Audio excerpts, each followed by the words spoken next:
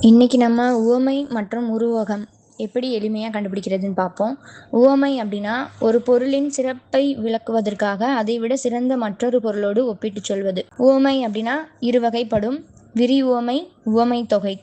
விரிவுவமை அப்படின்னா மலர் போன்ற அடி, அதாவது போன்ற அப்படின்ற உவம உருபு வெளிப்படையாக வந்துச்சு அப்படின்னா அது விரிவுவமை.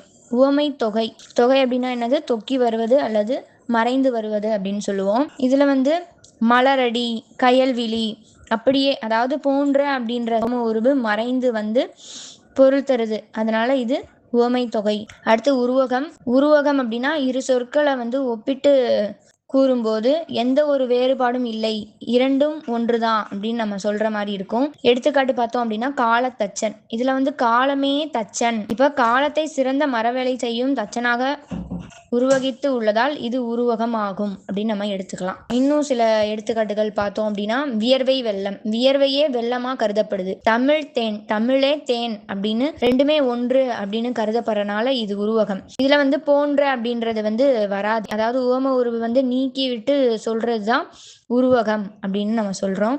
அவ்வளவுதான். நன்றி.